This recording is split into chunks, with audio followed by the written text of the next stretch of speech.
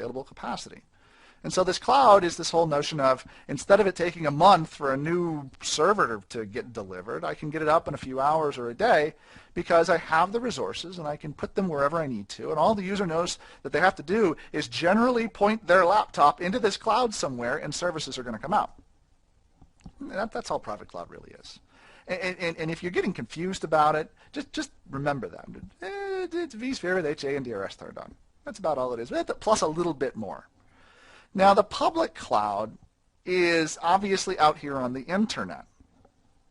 Many, many, many different manifestations of the public cloud.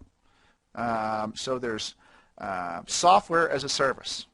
Software as a service is just a piece of software that you interact with via a browser. Right? Facebook is software as a service. Salesforce is software as a service. Amazon is, in many ways, software as a service.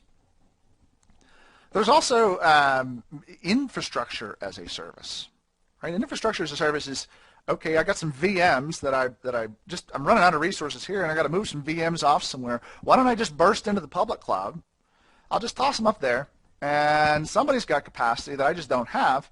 All right, well, I'll send them up there, and then they'll run for a while, and maybe I'll pull them back, or maybe I won't. I don't know. That's infrastructure as a service.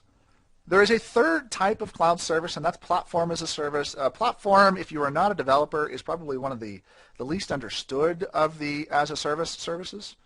And platform as a service is you could code your custom app using Visual Studio and IIS. But what if we just create this nice platform with which you could put your custom app into? Microsoft Azure is a good example of platform as a service. Right? You don't just install a virtual machine into Microsoft Azure.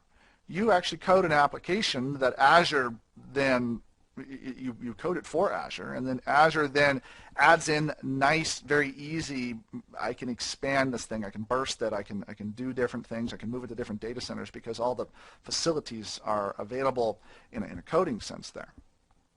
So those are your three kind of public cloud things. The hybrid cloud is simply the connection between the two. So if I have some VMs here, and I'm running out of resources, and I know it's going to take me a month to get more hardware in, well, I could potentially burst myself out into the public cloud, Amazon or hosting.com or Rackspace or any of those infrastructure as a service providers. There's VM in the cloud providers that are available. I just go send those VMs out there, and then I create a connection between the two using some sort of very secure VPN tunnel. This is very basic stuff. Some very secure VPN tunnel so that those VMs out there talk to my VMs inside. Or perhaps they talk also to the rest of the world. I don't know. It's up to you. And nobody anywhere is trying to tell you to move all your stuff into the public cloud. What we're just saying is that sometimes services make sense here in the private, and sometimes they make sense up in the public, and you can connect the two these days with nice VPN tunnels that are secure, and just do whatever's smart. And that's the whole notion of private, public, and hybrid cloud, is you just got options now. And vSphere provides some of those options, and then VMware's vCloud solutions can provide additional options there. You can link into public cloud instances in certain circumstances as well. But just making the two of these operate is almost a seamless whole that's very secure and just works based off of your needs, your available resources, and then where you think you should put stuff is kind of where we're going today as it relates to private, public, and hybrid cloud. So everything that you are thinking about today as it relates to vCenter and vSphere is kind of just the first step.